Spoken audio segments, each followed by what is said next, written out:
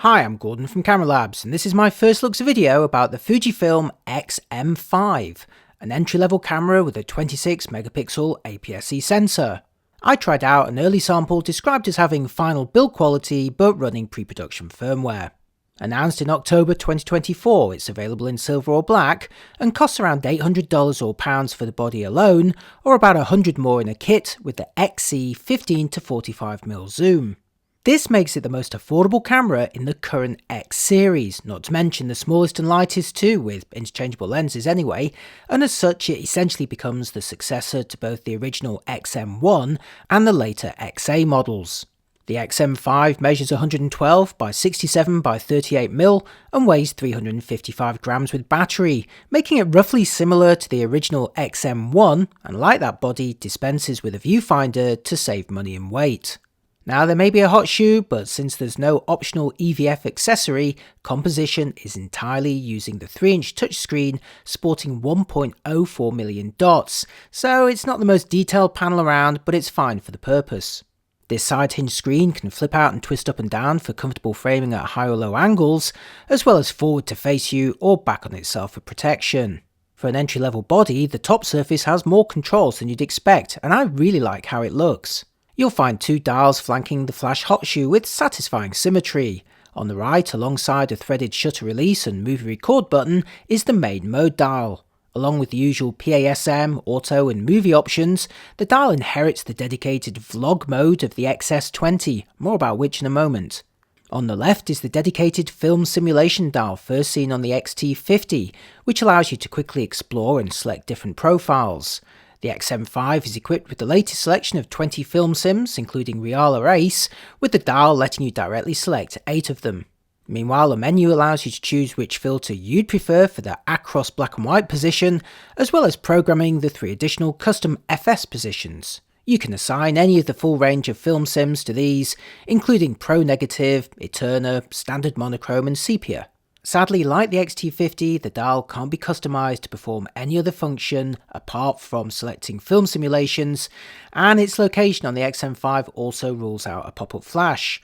But I'm still fond of the way it encourages you to explore what's one of the best aspects of Fujifilm's system, and I think it's appropriate on an entry-level body like this. It's certainly less controversial than it was on the XT50.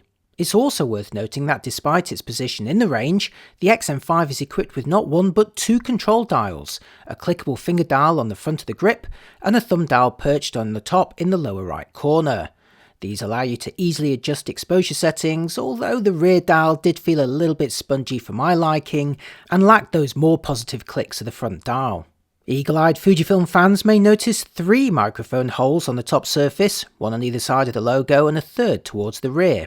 These allow some control over audio direction, with 4 modes to focus on sound coming from the front, from the rear, from both the front and the rear, or all around including the sides. You can adjust these settings from the new user interface in the vlog mode, updated over the XS20 to present more options. The nice big icons are designed for touch control, although there's also a joystick to the side to navigate many options. In the lower left corner there's the background defocus mode, which opens the aperture to maximise the shallow depth of field effect. Next is product priority, which focuses on the closest subject even if there's a person in the frame, ideal for when you're presenting a product to camera. Next is direct access to high-speed video recording for slow motion, then there's the self-timer, and at the end a new timer for recording tall 9x16 shaped video for mobile, with options for 15, 30 or 60 seconds.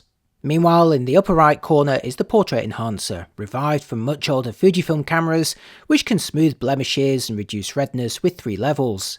It's also available for both photo and video. Also notice the zoom icon lets you adjust the focal length of motorized lenses, like the XC 15-45 kit zoom here using the touchscreen interface. The slider has 2 speeds and you can see it ramping nice and smoothly. Moving on to ports, Fujifilm's moved most of them to the right hand grip side. The lower flap opens to reveal USB-C and micro HDMI, the former also allowing the XM5 to work as a standard USB webcam. In a new feature, you can also directly connect the XM5 to a phone over USB for fast file transfer using the X app. Above these you'll find a 3.5mm headphone jack, eliminating the need for Fujifilm's usual USB-C audio adapter. It's a classy addition at this price point. Meanwhile, the 3.5mm microphone input can be found on the rear of the camera above the screen. This means that none of the ports are going to get in the way when the screen is flipped out. Underneath the camera, you'll find the combined battery and memory card compartment, with the X-M5 powered by the NP W126S pack that's charged in camera over USB. Fujifilm quotes 440 photos in eco mode. Alongside the battery is an SD card slot, only rated at UHS 1 speed, but while it's not the fastest slot around, it'll still accommodate respectable video and burst speeds, which I'll talk about in just a moment. Moving on to the image and video quality, the X-M5 pairs the older 26MP X-Trans 4 sensor with the latest X Processor 5, so while I can't yet test the photo, video or autofocus performance on my pre-production firmware, I'd expect it to be essentially identical to the XS20 in those respects, so check out my XS20 review for some examples. Like most cameras at this price point, there's no sensor shift IBIS, but the XC15-45 kit zoom does have optical stabilization, and the camera also offers digital stabilization for movies, albeit with the usual crop. Delving into the photo quality menus reveals the usual options for this sensor and processor combination, with a variety of aspect ratios and reduced resolutions, the choice of 3 raw compression options, along with access to those 20 film simulations if the dedicated dial is set to C. The latest image processor means you're getting subject detection with options for animals, birds, cars, bikes, aeroplanes and trains, along with an auto option so long as you're in the auto exposure mode. As before, I wish this option was also available in other exposure modes. Despite its size and price, I'm pleased that Fujifilm's resisted making the X-M5 an entirely electronic camera, so you're still going to find all the mechanical and electronic shutter options in there. The top burst speeds are 8 frames per second in mechanical or 20 in electronic, both at the full resolution, with a boosted 30 frames per second option with a 1.25 times crop. Fujifilm reckons the buffer can grab 173 JPEGs in an 8 FPS burst. In terms of video, you're getting the usual 1080 and 4K options in 16:9 or wider DCI shapes. 4K is available uncropped up to 30p or up to 60p with a 1.18 times crop. Meanwhile, the high-speed menu lets you film 1080 video up to 240p for a 10 times slowdown on 24p projects. Impressively, for the price, there's also a 6.2K open gate mode, which records the full sensor height for greater reframing flexibility in post. Fujifilm and Panasonic have really embraced open gate, and here on the X-M5 there's also a new 9x16 portrait option, which exploits the full height while greying out the sides as a preview. This means you can film 1080 portrait-shaped clips while still holding the camera comfortably.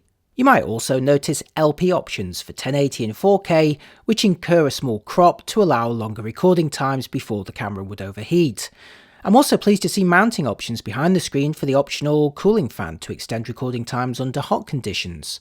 Both of these are nice and considerate options for a small camera. I was also pleased to see the choice of bitrates expanded to include new lower options of 25 and even 8 megabits per second to generate smaller files that are easier and quicker to transfer to your phone. There's still high rates up to 200 megabits per second though for the best quality.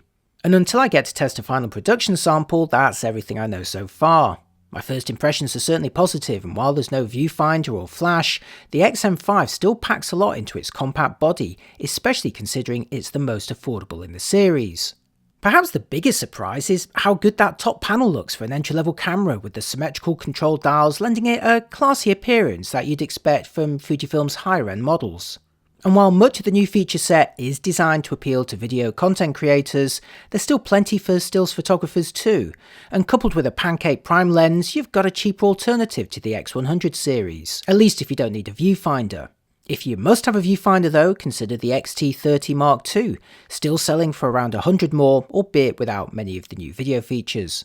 Of course, to be a compelling option for video creators, the X-M5 will need to match the autofocus, stabilization and audio of Sony, Canon and DJI's options, and I look forward to seeing how it performs in practice.